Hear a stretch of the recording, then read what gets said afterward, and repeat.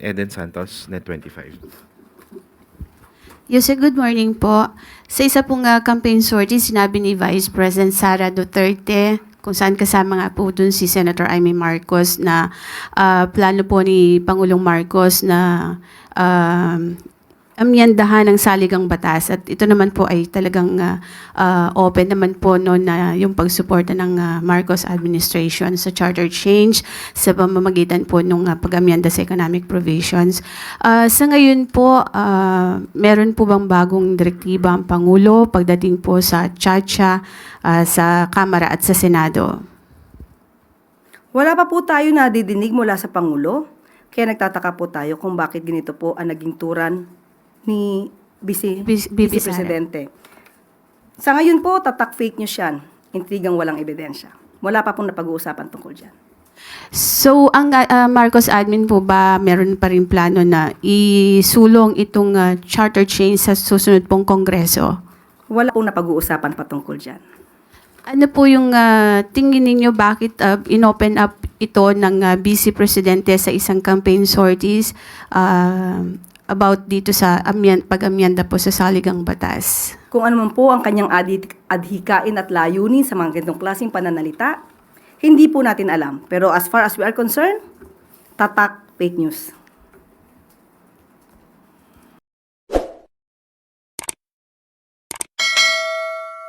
Magandang umaga, Malacanang Press Corps.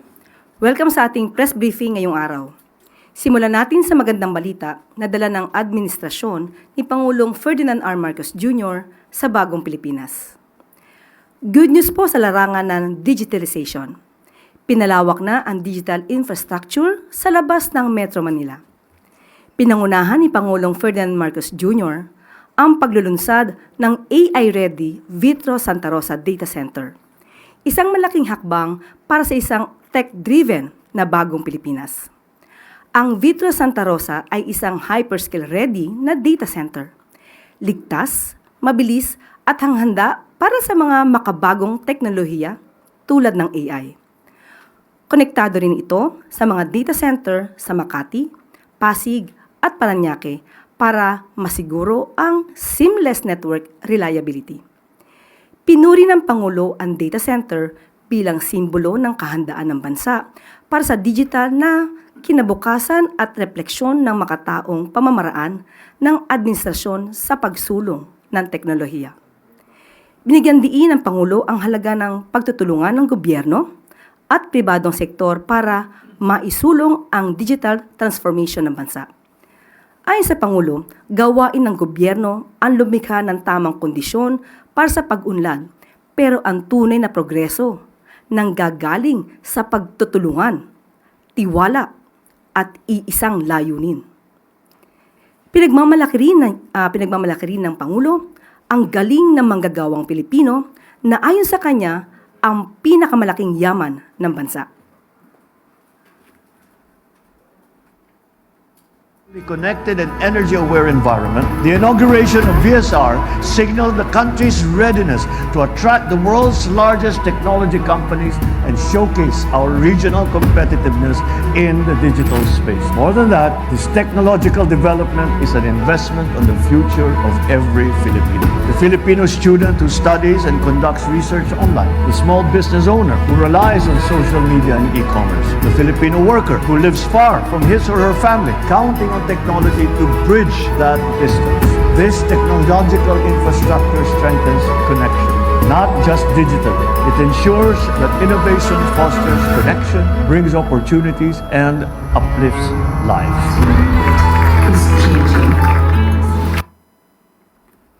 Isa pa pong good news, patuloy ang pagtutok ng pamahalaan sa kalusugan ng bawat Pilipino. Kasabay ng pagsisimula ng tag-init na panahon, nagpaalala ang PhilHealth na saklaw ng PhilHealth benefits ang mga karaniwang sakit tuwing tag-init. Ang mga package na kasama para sa mga sakit na heat stroke, dehydration, chickenpox, typhoid fever at sore eyes ay aabot mula 7,000 pesos hanggang 19,000 pesos. Panoorin po natin ito.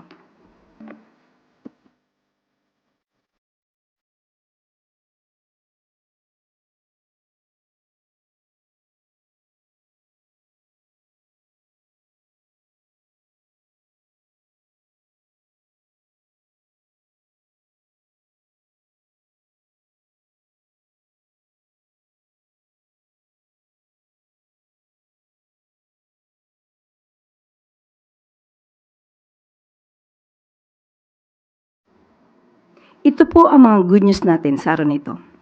Maaari na po tayong tumanggap ng inyong mga katanungan.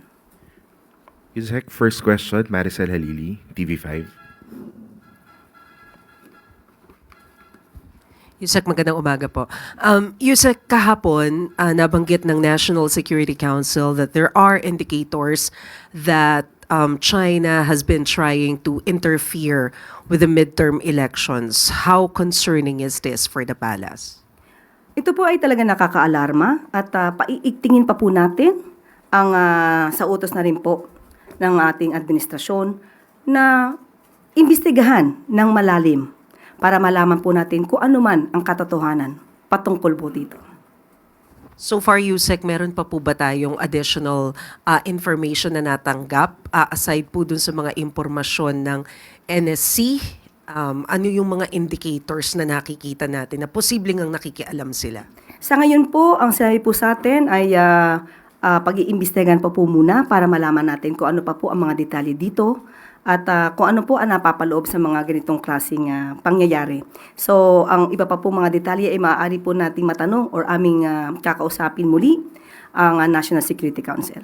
Nakarating na po ba kay Presidente itong information na ito, Yusek? Dahil nga kahapon po ito nangyari at nagkaroon ng pag-iimbestiga. Nakarating na po ito sa Pangulo. Kaya po kailangan po talaga ng maagaran, mas malalim na pag-iimbestiga. Thank you, Yusek. Next question, Alvin Baltazar, Radyo Pilipinas.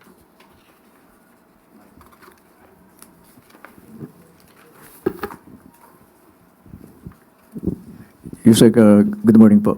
Medyo lilis lang po ng kaunti. Just recently, nagkaroon ng statement si Pangulong Marcos tungkol doon sa Russian-American vlogger na si Vitali. Any update doon sa nagsisilbing videographer niya since ang sinasabi din naman ng mga otoridad, meron ding liability yung kanyang videographer. Any update na po tungkol doon? Tama po kayo, hindi po nagustuhan ng Pangulo ang ginawa na ito na isang Russian vlogger dito pa sa bansa at dito sa ating mga kababayan. Kaya nagkaroon din po, ngayon po ay humaharap sa kaso itong Russian vlogger ng mga kasong unjust vexation, alarms and scandal, theft, and attempted theft. Pero para po dito sa sinasabing videographer or cameraman po, nakasama po ni Vitaly Turovatsky.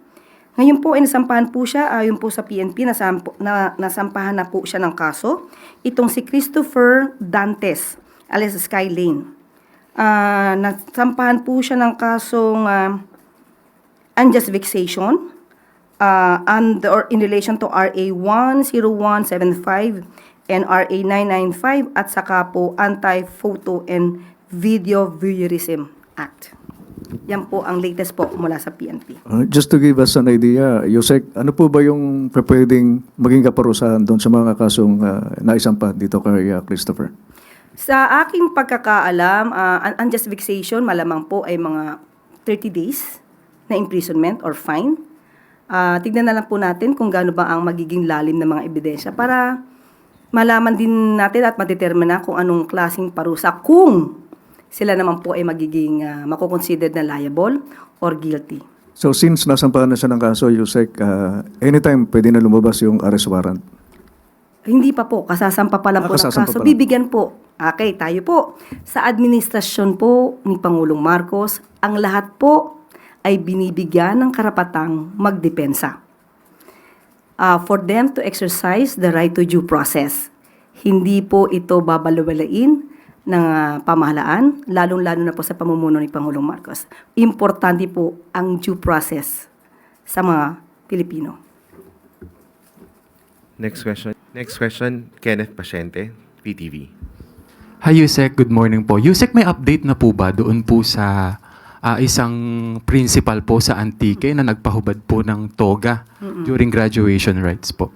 Opo, dahil na rin po sa naging direktiba po ng Pangulo, maagaran pong kumilos ang ating secretary, DepEd Secretary Sani Angara, at ang sinasabi pong guro ay tinanggal na po bilang principal sa nasabing eskwelahan.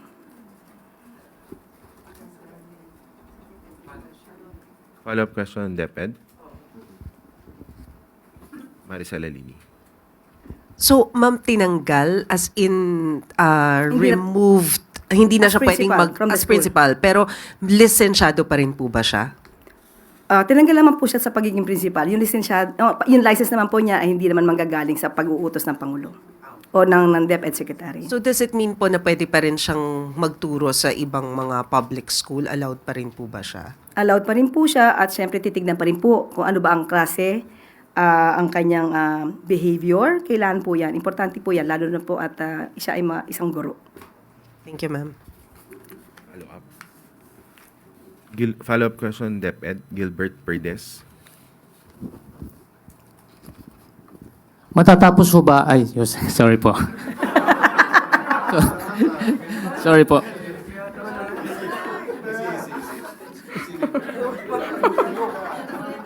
Hindi ka naman galit, no?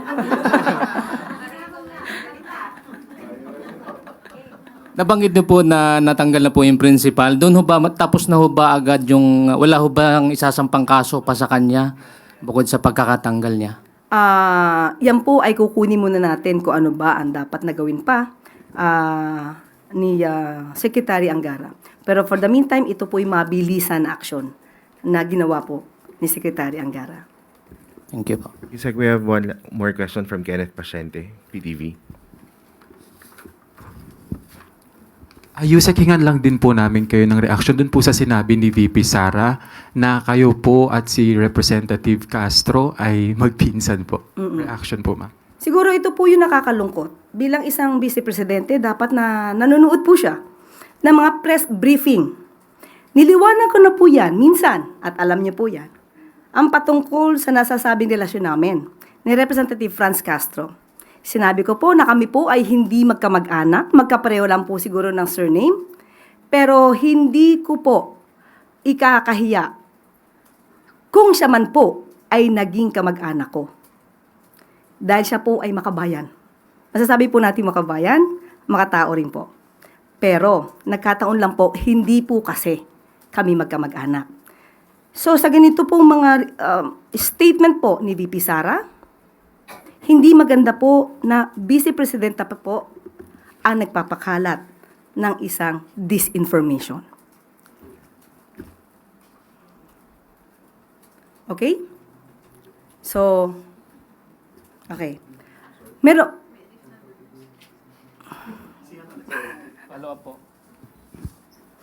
Ma'am, Sige, Ivan. Irina. Yes, ma'am. Baka, what can you tell us about the President's trip to Rome, Italy? Baka may dagdag detalye na po kayo kung natuloy siya, kung nakarating na. Natuloy po. Natuloy po siya kagabi. At 3 caretakers po ang natalaga. Si E.S. Lucas Bersamin, si S.O.J. Boying Rimulya, at saka po si Secretary Estrella. So, natuloy po sila. Yung iba pong detalye ay hindi ko na po masasabi. Okay po? Thank you. At, okay po. Okay, ma'am. Okay. Yusek, reaction lang doon sa sa Malacanang. Kasi this week nagkaroon po ng powerhouse symposium ang Lakas CMD headed by Speaker Martin Romualdez, at pinamobilize na niya ang lahat ng resources ng Lakas para nga mapanalo or parang target pa ipanalo itong 11 senatorial bets ng pro-administration. Ano po yung reaksyon ng Malacanang dito? Siguro po ang mas may authority na magsalita po rito ay si Congressman Toby Tiangco. Siya po kasi yung campaign manager at siya lang po ang makakapagsabi kung ano po ang epekto nito sa 11 senatorial balls po ng alyansa. Ma'am, last na po. Reaction lang din po. Sinabi kasi ng pamilya Duterte na ang pamilya Duterte po daw magiging agresibo na rin sa pangangampanya. Ano po yung reaction ng Palace? Thank you. Good luck. Okay. Katulad po nung binanggit ko sa inyo kahapon na meron po kaming pasabi na mag-ingat po na malamang ay may manabotahe sa proyekto pong ito ng Pangulo patungkol po sa 20 pesos per kilo or kada kilo ng bigas. Baka ang sinabi po natin ay baka meron na namang mga fake news peddlers na gumamit at pakita na ang mga bigas na ibebenta ay panghayop. Dahil yun po ang sinabi ng Vice Presidente. At para patunayan, malamang, ang sinasabi ng Vice Presidente ay nagkalat na naman ang mga fake news peddlers. Ingatan po natin ito dahil muli sasabihin po natin, ang ibebenta na bigas ay yung halagang 33 pesos kada kilo. Ito po yung regular na ibinebenta sa ngayon. Meron po tayong nakitang isang vlog or na post. Panoorin po natin ito.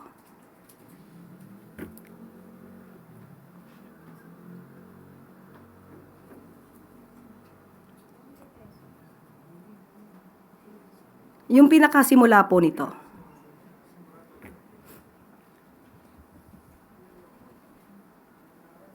So, ito po, habang po hinintay natin yung video na maipalabas. Okay.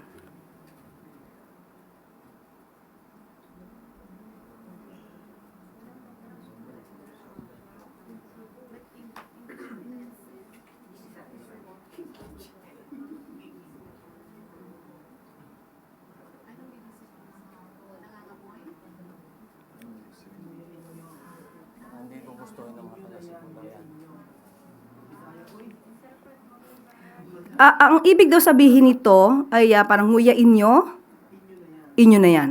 Pinapakita po yung halaga na 20 pesos na ang pinapakita sa taong bayan ay ito ang bigas na sinasabi sa proyekto ng Pangulo.